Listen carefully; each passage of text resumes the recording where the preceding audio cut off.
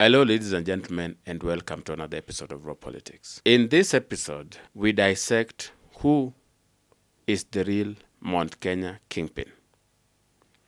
Now, why are we even discussing that? Because the truth is, Mount Kenya is not as united when it comes to who the kingpin is.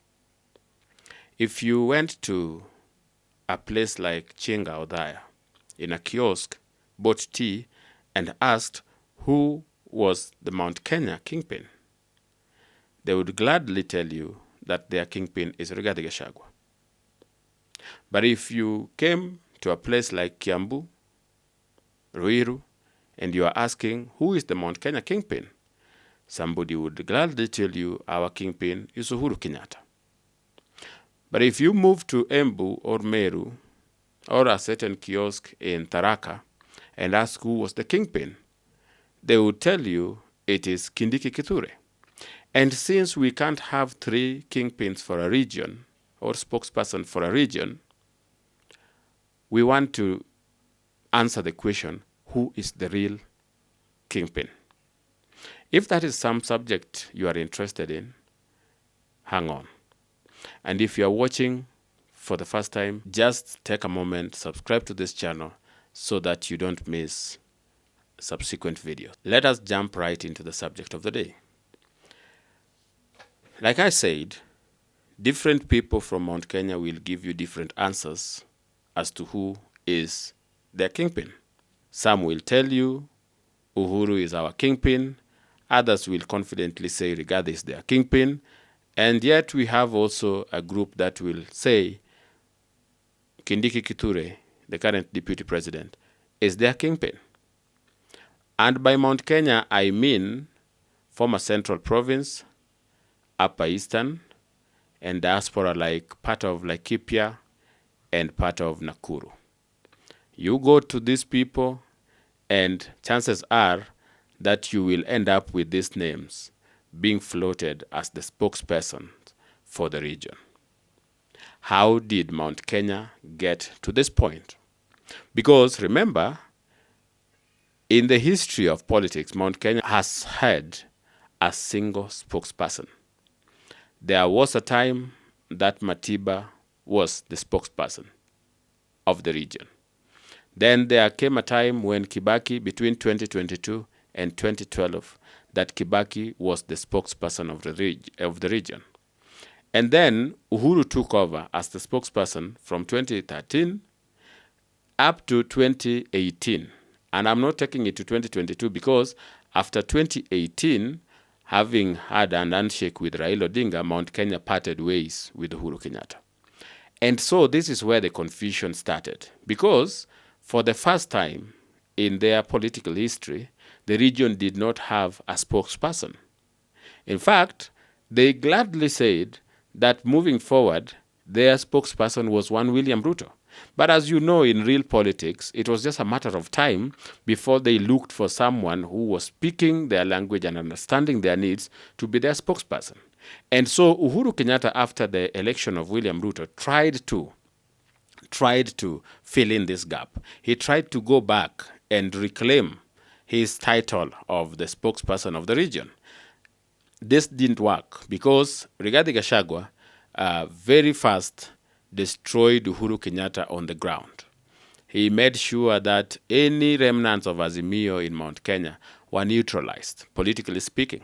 And Jubilee that Uhuru was hanging on was rendered one of the Kenya Kwanza parties.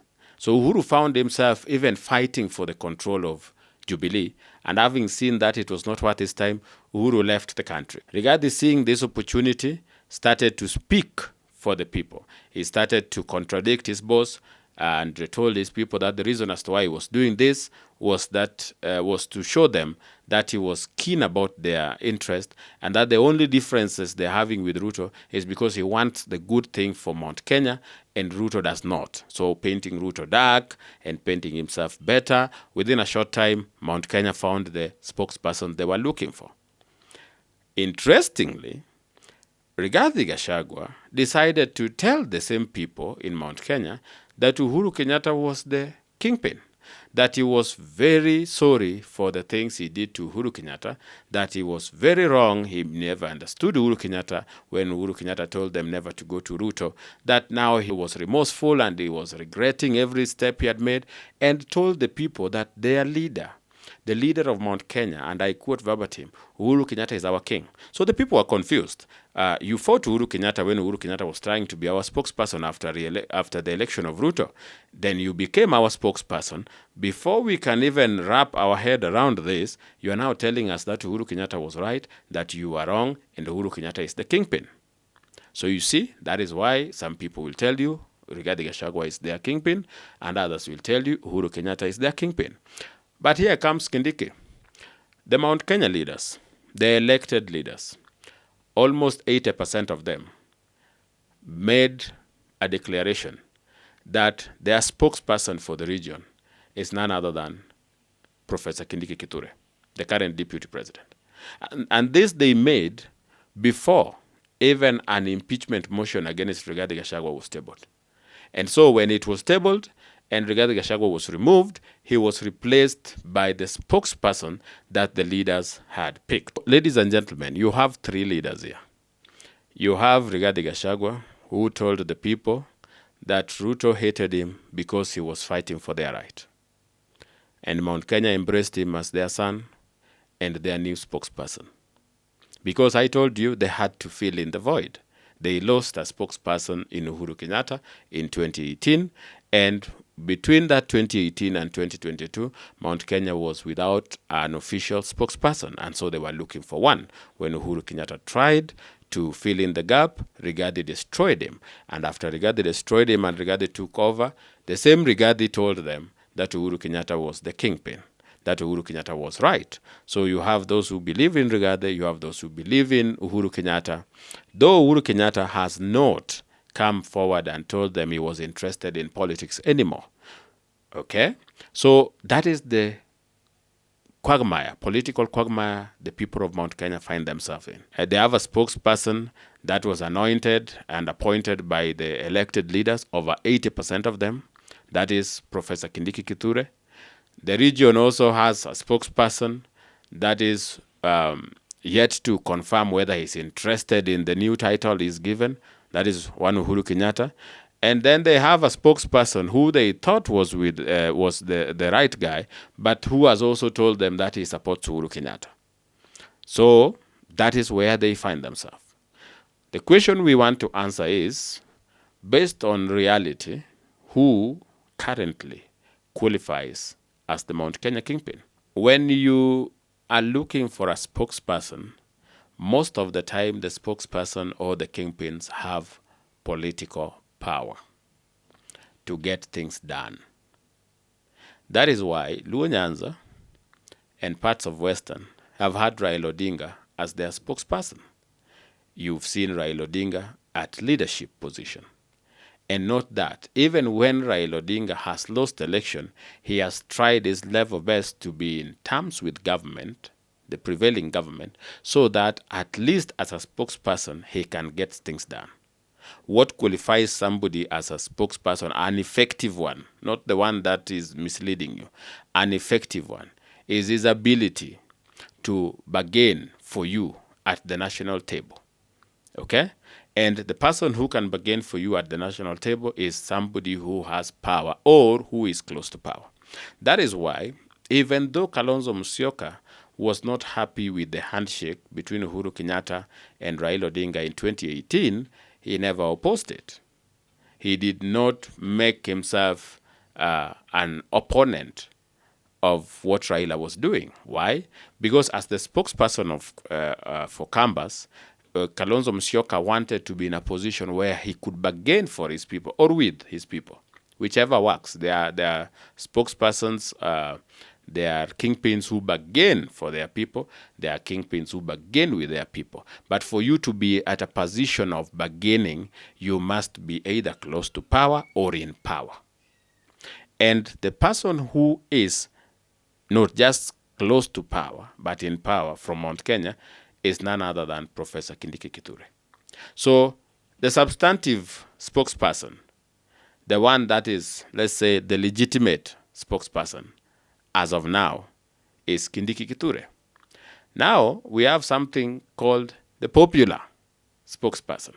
Because Kindiki has not taken his time to go to Mount Kenya and mobilize them, no, that is not his politics. But he was endorsed by over 80% of elected leaders. That gives him legitimacy, ladies and gentlemen. That is how legitimacy in politics works. That is why even Rigathi Gachagua is not going to those church without being accompanied by leaders. Leaders give you legitimacy. The more leaders you can bring to your side is how people see that you are legitimate. Remember when Ruto was fighting the Handshake Brothers, what happened?